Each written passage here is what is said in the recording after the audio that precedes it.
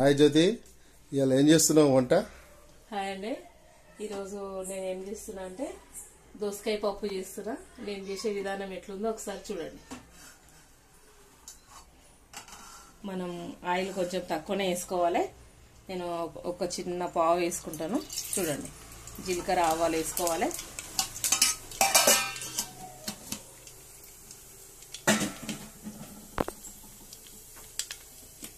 జీలకర్ర ఆవాలు వేసుకున్న తర్వాత ఆనియన్స్ వేసుకోవాలి. Already oil వేడయింది.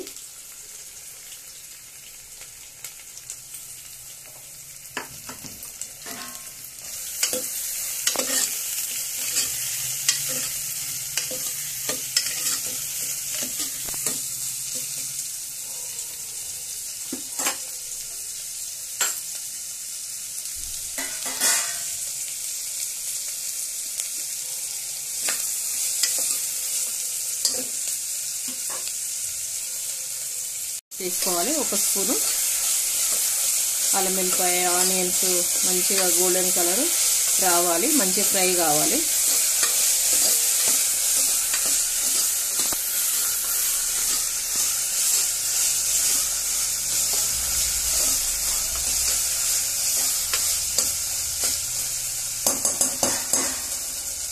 ఆనియన్స్, అల్లం వెల్లిపాయ, జీలకర్ర ఆవాలు అన్నీ ఫ్రై అయిన తర్వాత కొంచెం పసుపు వేసుకుందాం. కొంచెం ఒక హాఫ్ స్పూన్ పసుపు వేసుకుందాం.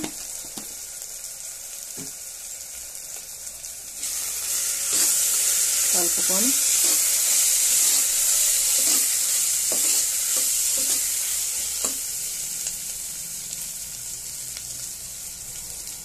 కరివేపాకు వేసుకుందాం.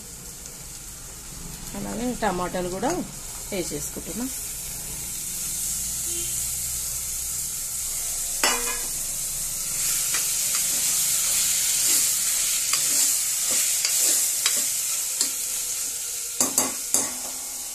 టమాటాలు, ఆనియన్స్, కరివేపాకు, పసుపు వేసిన తర్వాత కొద్దిసేపు మగ్గనివ్వాలి.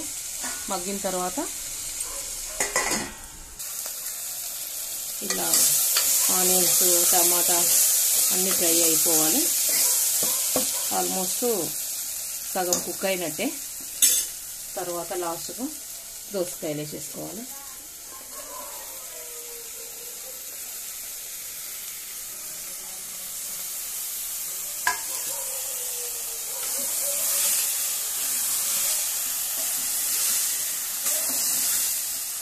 దోసకాయ కూర చాలా మంచిది హెల్త్కు.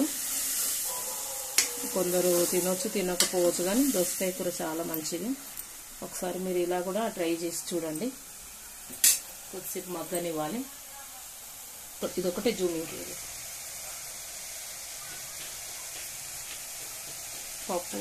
ఇప్పుడు పప్పు కడిగి ఒక 2 టైమ్స్ వాష్ చేసుకొని పప్పు డైరెక్ట్ దీంట్లో వేసేసుకోవాలి కర్రీలో.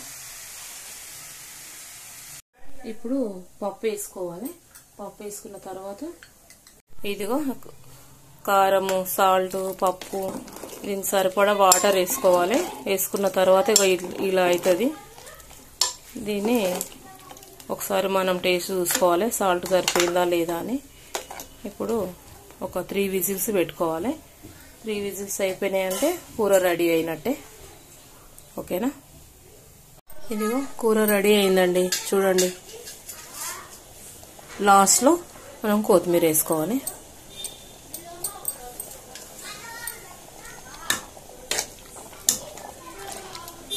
దోసకాయ పప్పు కూర రెడీ అండి.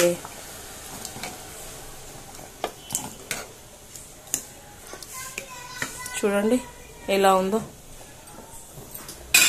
మీకు నచ్చితే లైక్ చేయండి, షేర్ చేయండి, కామెంట్ చేయండి.